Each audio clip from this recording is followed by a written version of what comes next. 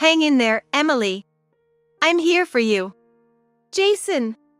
Saying that, Jason firmly grips Emily's hand. Seems like they're too engrossed in the big event of childbirth to notice me. I resist the urge to slap him right then and there and decide to focus on my job. Internally, I'm debating how I'm gonna deal with these two. I think my colleague just gave me a shocked look. Gotta stay composed. For now, I should do everything I can to ensure the baby is born safely. After finishing up, I peek into the room and see the two of them getting all lovey-dovey, completely oblivious. You did great, Emily. Congratulations. Thank you, Jason. Right, the birth of a baby is indeed a joyous occasion. We should have a grand celebration then. I mutter, grabbing my phone. Judging by the strained expression on my colleague's face, I probably look pretty peeved. First, I call my mother-in-law. The baby is born, please come over. And so, after inviting all the relatives. My name is Natalie Miller, a 33-year-old working mom. Inspired by my mom, I became a midwife. My mother helped deliver countless babies, rejoicing with the parents at times and weeping with guilt at other times when she couldn't save a life. Watching her over the years, I found myself aspiring to be a midwife too. My dad is a man of few words, but he's always been there to support me in his subtle ways. Both are parents I'm truly proud of. However, there's one problem child in the family. My sister, Emily. Living at home and unemployed, she often pestered family members for money. So, when I got married, I distanced myself from her. I think you should do what makes you happy, Natalie. My husband Jason would often say. He was always understanding, even when I said I wanted to keep my distance from Emily. That's why I trust Jason from the bottom of my heart. Jason works in IT, and with both of us being busy, we rarely find time for each other. We don't have any kids yet. While I sometimes wish we did, I also think it'd be nice to spend our golden years just the two of us. Natalie, you shouldn't push yourself too hard. Take care of yourself too, he often says. For the record, we live with Jason's mother. His father has already passed away, and since she would have been living alone, we decided to move in with her. She, much like Jason, is a very kind person. She never comments on our choice to be child-free and is always looking out for me. I feel blessed to have her in my life. Although sometimes it feels more like she's the one taking care of me. My days are typically filled with hard work at the hospital. That day, there was a complicated delivery, and I had to stay overnight at the hospital to care for the premature baby. That's the situation. So, I won't be coming home until tomorrow. I see. Should I pick you up tomorrow then? What about work? Jason's comment makes me instinctively check the calendar. Tomorrow is just a regular Thursday, no holiday or anything special. In my line of work, I often get weekdays off. But Jason, who works a regular office job, should be working on a weekday. Well, I actually had to work on a day off recently. They told me to take a compensatory day off in return. Really? Well, if you can pick me up, I'd appreciate it. I decide to accept Jason's offer without thinking too deeply. The next day, after a very tiring day, Jason and I ate out and I immediately fell asleep when we got home. When I woke up, it was already dusk and my mother-in-law was cooking dinner in the kitchen. Mom, I'm sorry. Let me help you. It's okay, dear. Jason told me. You've had a tough day, haven't you? Just rest. I'm relieved by my mother-in-law's genuine and warm words. Anyway, dinner's almost ready so there's not much for me to do. Jason was called into work. Let's just eat, the two of us. I nod in agreement. During dinner, she kept glancing at me with a somewhat concerned look. Is something bothering you? It's just, how are things with you and Jason lately? We're the same as always, I believe. That's good to hear. I was puzzled by her demeanor and wanted to press further, but she deflected my questions. If it's something serious, she'll tell me eventually. I decided not to pry any further. From then on, Jason and I seem to miss each other a lot. We used to go out on my off days if they coincided with his, or take a long drive with my mother-in-law. But he's been busy lately. We hardly see each other at home, and direct conversations have become scarce. Still, we've been able to keep in touch through calls and messages, so I've never doubted anything. Life was a bit frustrating. One day, encouraged by my mother-in-law, I went shopping with her. I was engrossed in our outing, trying to forget about work, when suddenly, "Oh, sis, long time no see." "Huh?" I encountered the last person I wanted to see. She approached with the same mischievous smile as always. Still as beautiful as ever, which irritates me. I thought about escaping, but I couldn't just leave my mother-in-law behind. While pondering, Emily came right in front of us. "You still look exhausted. I can't believe you're my older sister." "Mind your own business." "Speaking of, since you're shopping, you have money, right? Treat me." Here we go again. I sighed deeply at Emily's audacity. Ever since we were young, she's been asking me for money and favors. I'm not a pushover, so I've always rebuffed her. But she just doesn't get the hint. "If you won't give it, I'll just take it." And so she started taking my things without permission. Once, when I was suspicious about my stuff disappearing, I caught Emily stealing money from my wallet. My parents and I gave her a serious scolding, but she didn't seem repentant at all. After that, she kept trying to steal from me and even went after my friends and boyfriends. "Natalie is bullying me," she'd claim, spreading lies about me.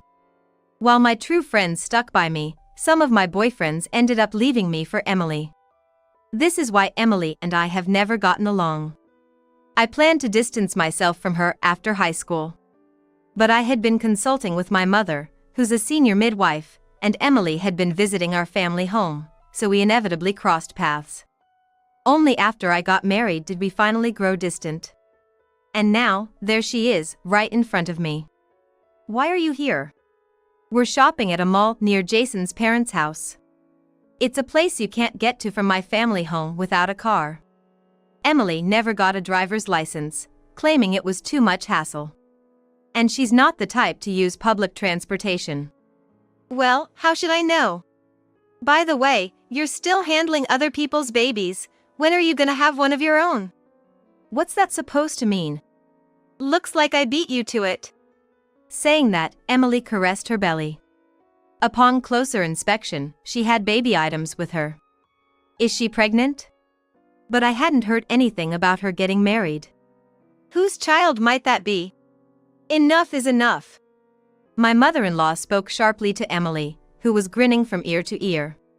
"We were enjoying our shopping. We don't need to be disturbed by someone as vulgar as you." "Let's go, Natalie." I was pulled away by my mother-in-law's arm. "Natalie, is she related to you?" Yes." I remembered that I had introduced Emily to Jason when I took him to my family home, but she had cancelled both the pre-wedding meeting and the wedding itself. Perhaps my mother-in-law and Emily had never met. "She's my sister." "I see." Seeing the complicated expression on my mother-in-law's face, I sighed. Half a year flew by in the blink of an eye. Jason became even busier, rarely responding to my messages. And my mother-in-law seemed to be out and about a lot lately, leaving me to spend my days off alone. I was venting about all this to a colleague when we received a call about a pregnant woman whose water had broken being brought to our hospital. Her name is... What? The name listed was Emily. My very own sister. My colleagues, seeing my shock, asked, "Are you okay?"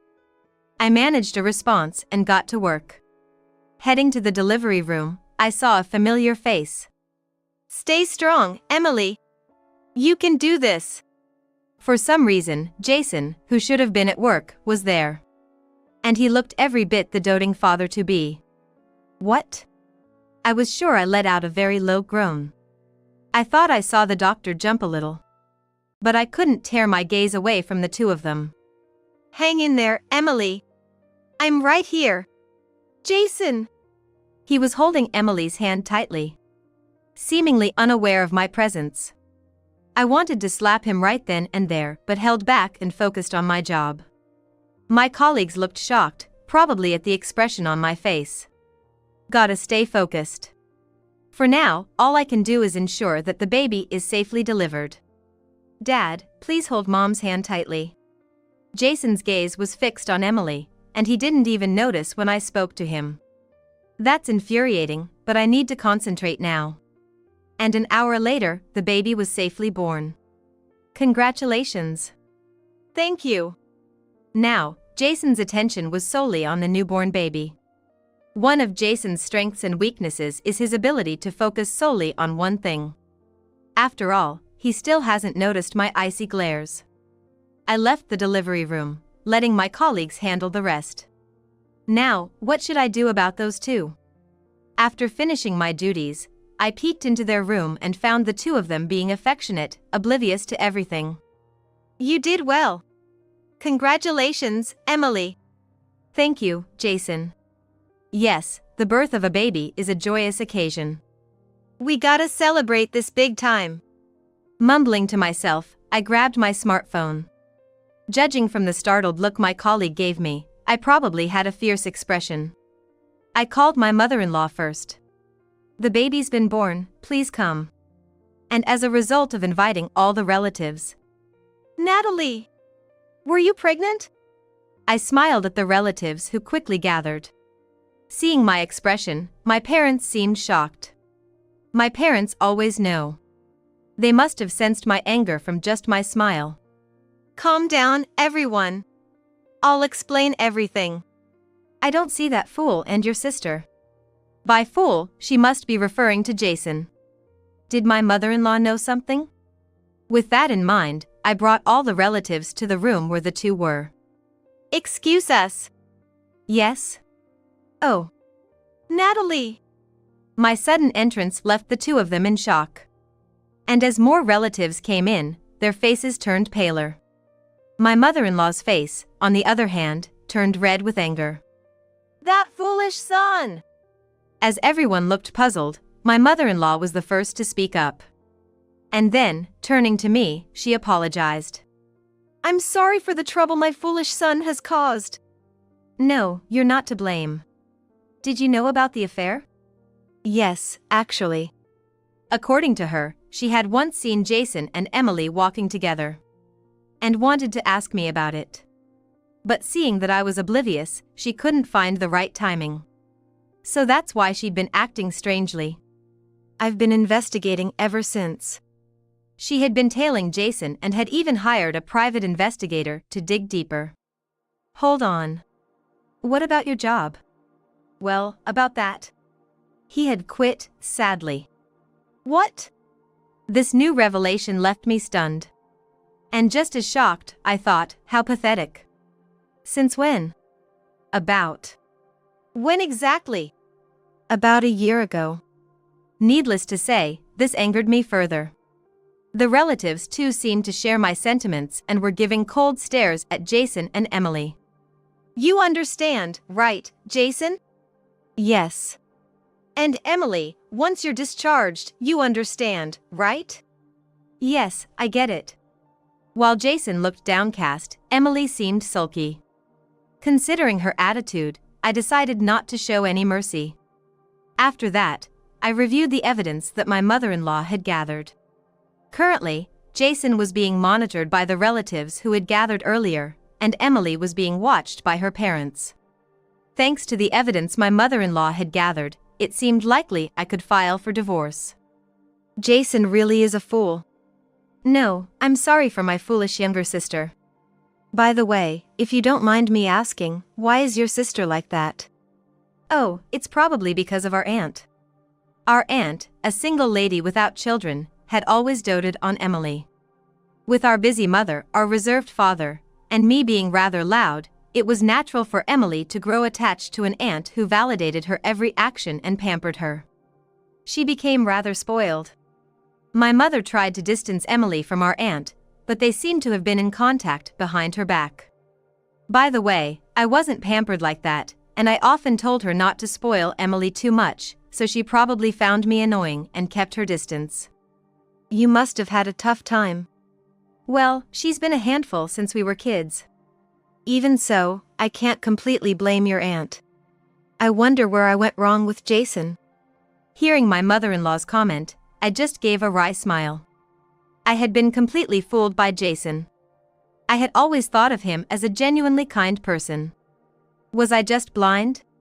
Later on, I learned that the relatives had questioned Jason. According to the story, Jason and Emily first met when I brought Jason to my parents' house. There, Emily said, "Actually, I have something I need to talk to you about regarding your sister."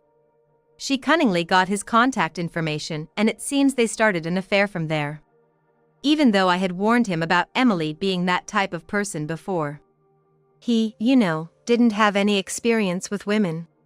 Even during his college days. I was relieved when he finally brought you home as his girlfriend.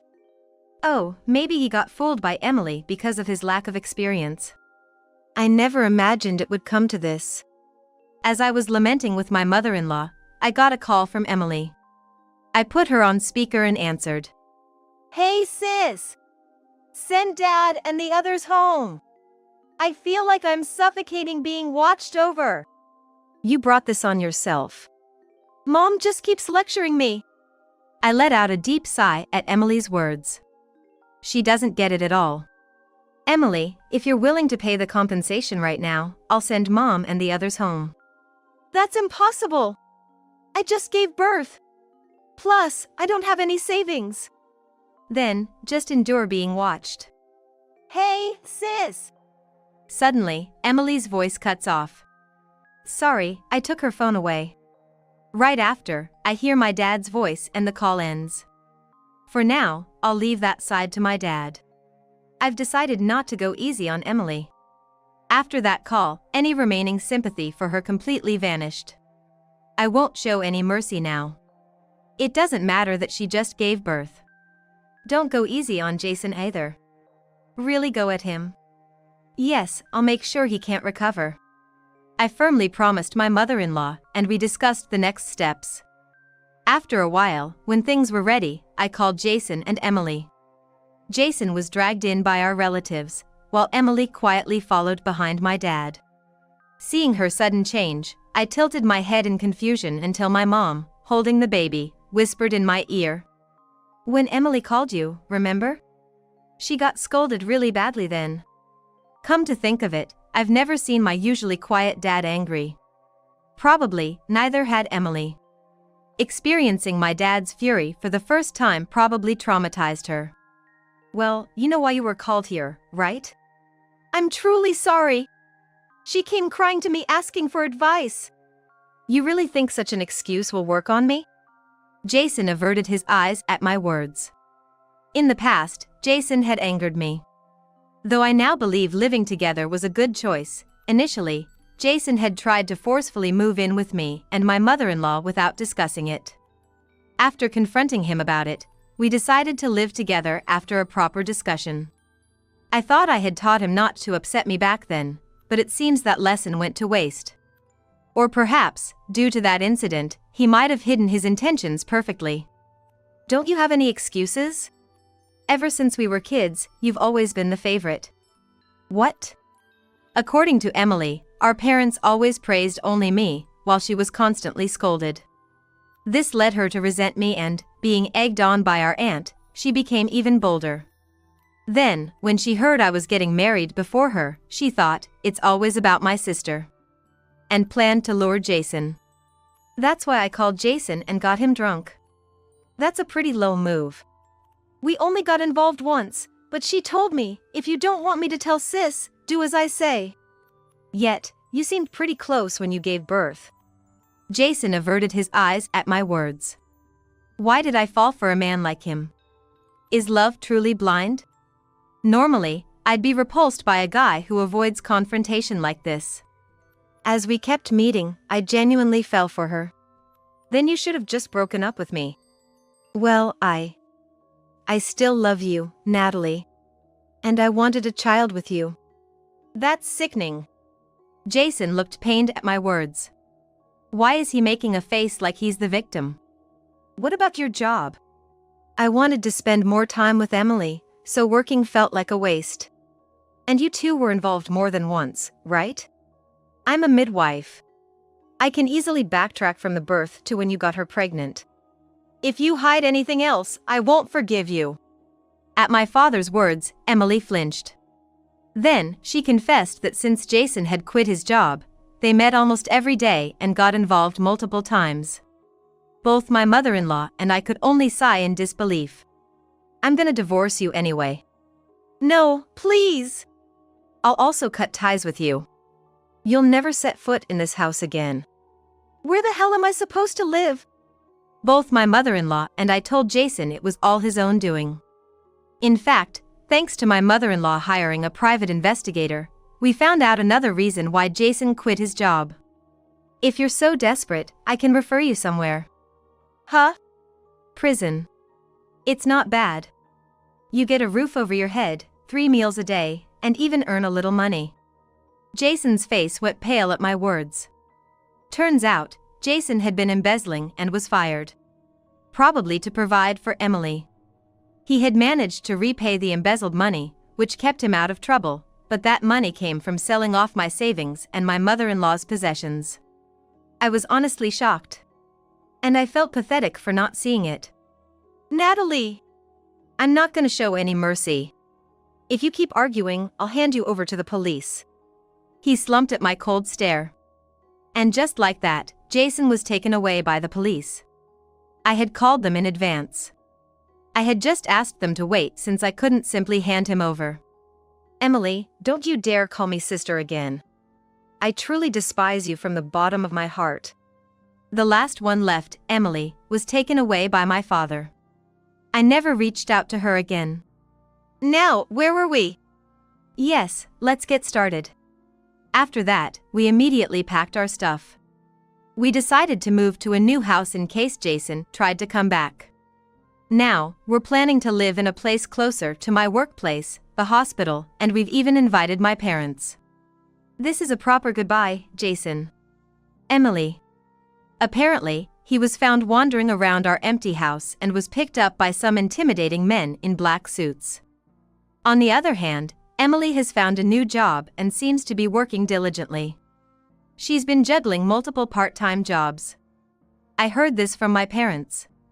They, in a final act of kindness, left her with just the house. She probably spends her days working herself to the bone in that house. She's so adorable. Since then, we've been living in our new home with Emily's child. Though she's retired, my mother has a wealth of knowledge about babies. And my mother-in-law has been ever present, taking great care of the child. Thanks to these two, I've been able to raise the child with ease and confidence. With both my father and I earning money, we're financially stable. Though we aren't bound by blood, this child was long awaited.